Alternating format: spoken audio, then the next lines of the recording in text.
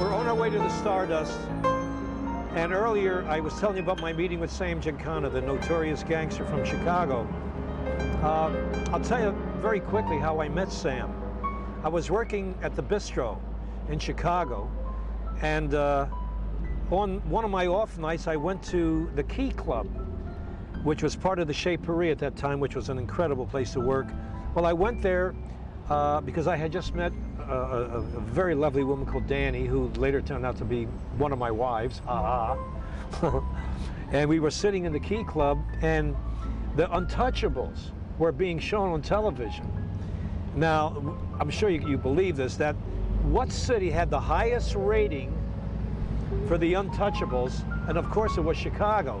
Now I'm sitting there, and I went there to meet Sam Giancana, who was a friend of Danny's.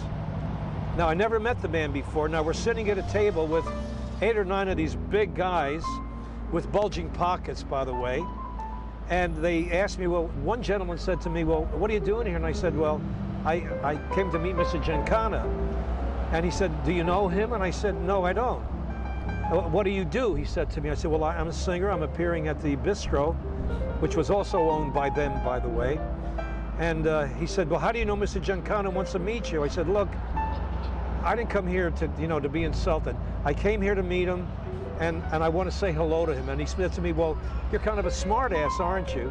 Now, by this time, my Italian temper's almost about to explode. And excuse me, I said, I don't give a what you think. I came here to meet him. And as I said this to this man, those 8 goons kind of reached into their pocket, and I figured, shit, I'm dead. And he started to laugh. And I said, why are you laughing? And he looked at me right in the eye with those cold eyes and said, I'm Sam Giancana. Oh my God. Well, he took a liking to me, and in those days I was a little nuts. I came to Las Vegas, created a lot of problems, going out with showgirls that were girlfriends of the bosses and stuff, and I was literally run out of town. They ran me out of town. I go back to Chicago. Now, by this time, Sam and I are very close, and I explained my situation to him. He says, stick around town for a couple of days.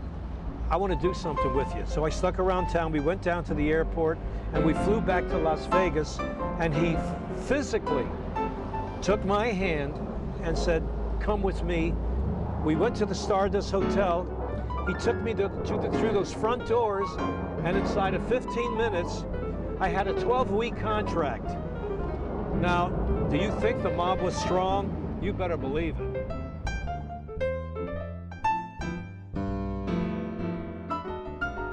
Okay, here we are. We're pulling into the Stardust Hotel.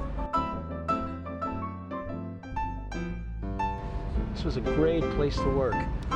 But I worked a lot of these places. In fact, I worked everywhere. I worked at Stardust, I worked at Sands, I worked at Caesar's Palace, the MGM, the Riviera, the Sahara.